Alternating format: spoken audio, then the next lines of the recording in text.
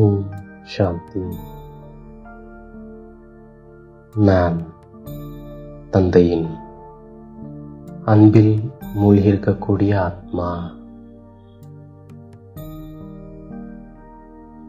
நான் மகான் ஆத்மா. நான் உலகிற்கு பிரியமான ஆத்மா. நான் ஆத்மா.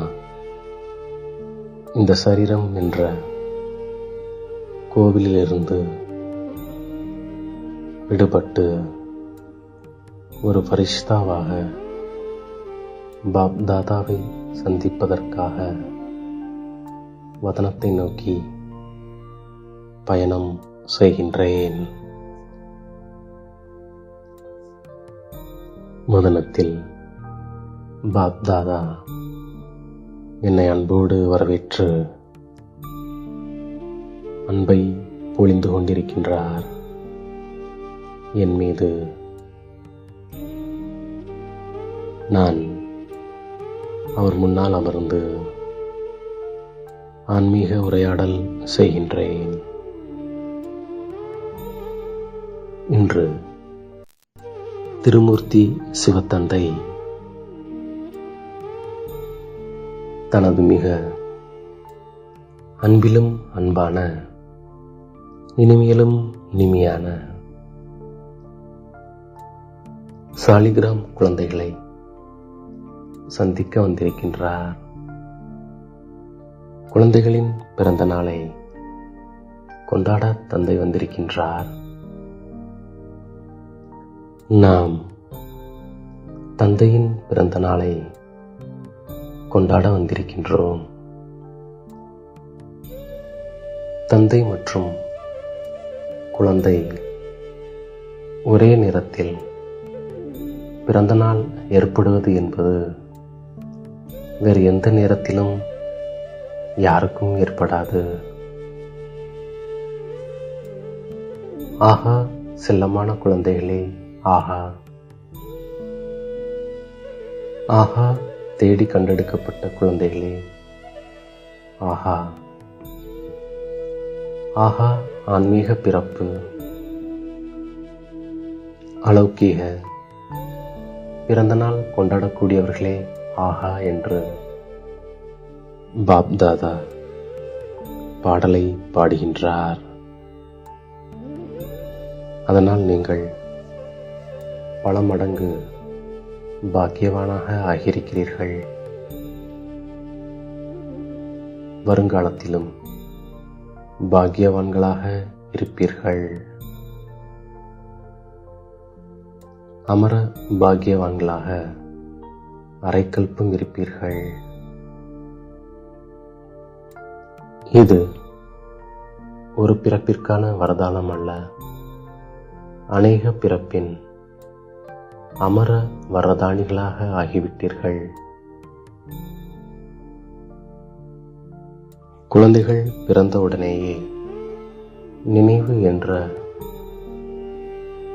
சிரேஷ்ட திலகம் ஒவ்வொரு குழந்தைக்கும் தந்தை கொடுத்து விட்டார். பிராமணர்களின் நெற்றியில் திலகம், இது சிரேஷ்ட பாக்கியத்தின் அடையாளமாகும். எனவே யாரும் கணக்கிடாதபடி அளவற்ற குஷி இருக்கிறது. ஒவ்வொரு குழந்தையையும் சதா மலர்ந்திருக்கும் ஆன்மீக ரோஜாவாக பார்ப்பதற்கு பாப் தாதா விரும்புகின்றார். இன்று நன்றாக குஷியில் மனதில் ஆடுங்கள், பாடுங்கள். பாப் தாதாவிற்கு உங்களது மனதின் சத்தம் வந்து சேர்கிறது. ஆக ஞான மார்க்கத்தில் கடினம் கிடையாது. யுத்தம் செய்வது கடினமாக இருக்கும். மகிழ்ச்சியை கொண்டாடுவது எளிதாக இருக்கும். நினைவு என்ற திலகம் வைக்கப்பட்டதும் முதலில் சம்பூர்ண பவித்ர பவ என்ற விரதம் எடுத்துக்கொண்டீர்கள். தூய்மைக்கான விரதம் வெறும் பிரம்மச்சரியம் மட்டுமல்ல, பிரம்மாவைப் போன்று ஒவ்வொரு சங்கல்பம், வார்த்தை மற்றும் செயலில் தூய்மை. இதைத்தான் பிரம்மச்சாரி மற்றும் பிரம்மாச்சாரி என்று கூறப்படுகின்றது. ஏனெனில் உங்களது பிறப்பே சாதாரணமானது அல்ல, அலௌகீகமானது. எனவே தினமும் தனக்கு ஆசிரியராகி சோதனை செய்யுங்கள் மற்றும் தனது சதவீதத்தின் அனுசாரமாக தனக்குத்தானே மதிப்பெண் கொடுத்து கொள்ளுங்கள். 100% வேண்டும். மற்றவர்களை பார்க்காதீர்கள், தன்னைத்தானே பாருங்கள். மாற்றம் என்பது முன்னேறும் கலையில் இருக்க வேண்டும். இன்றைய நாளில் விரதம் எடுப்பது என்றால் திட சங்கல்பம் செய்வது, வீண் மற்றும் எதிர்மறையாக சங்கல்பம் இருப்பதை மாற்றம் செய்து உலக நன்மைக்கான காரியத்தில் பயன்படுத்துங்கள். இன்றைய நாள் சிவ அவதாரத்தின் கூடவே நீங்கள் அனைவரும் சிக்கனத்தின் அவதாரமாக ஆகுங்கள். நீங்கள் பயமற்றவர்களாக மற்றும் சிரித்த முகத்துடன் விளையாட்டை பார்க்க வேண்டும். ஆக விளையாட்டை விளையாட விடுங்கள், மஜாவுடன் பாருங்கள், பயப்படாதீர்கள். எனவே ஆடாது அசையாதவர்களாகி மனம் மற்றும் புத்தியை முற்றிலும் சக்திசாலியாக்கி ஆடாத அசையாத ஸ்திதியில் நிலைத்து விடுங்கள். இயற்கையின் விளையாட்டை பார்த்து கொண்டே முன்னேறுங்கள், பயப்படாதீர்கள். நீங்கள் அலௌகீகமானவர்கள், சாதாரணமானவர்கள் அல்ல.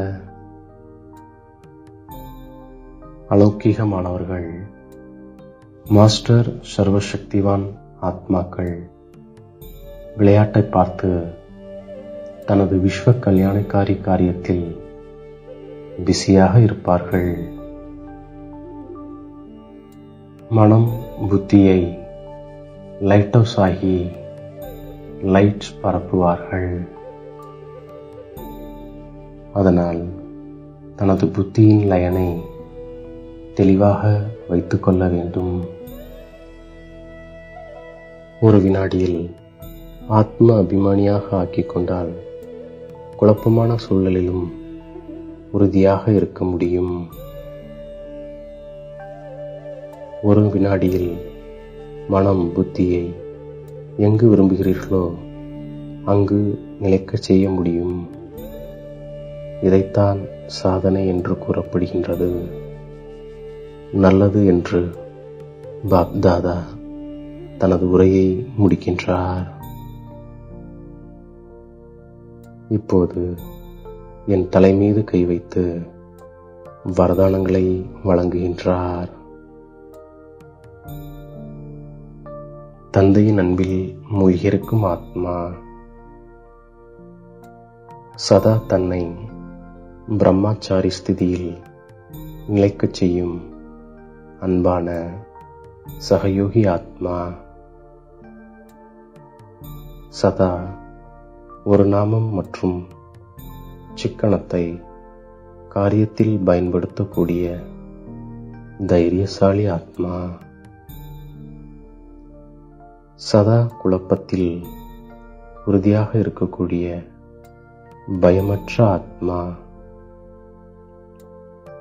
சதா மகிழ்ச்சியில் கொண்டாடக்கூடிய தந்தையின் நெருக்கத்தில் இருக்கக்கூடிய ஆத்மா. அன்பு மற்றும் புதுமையின் அத்தாரிட்டியின் சமர்ப்பணம் செய்விக்கக்கூடிய மகான் ஆத்மா. ஒரு பரமாத்மாவிற்கு பிரியமானவராக ஆகி உலகிற்கு பிரியமானவராக இருக்கும் ஆத்மா. தந்தை கொடுத்த அனைத்து வரதானங்களையும் என்னுடைய புத்தி என்ற பையில் நிரப்பிக்கொண்டு மீண்டும் இந்த சரீரத்தில் அவதரிக்கின்றேன். ஓம் சாந்தி.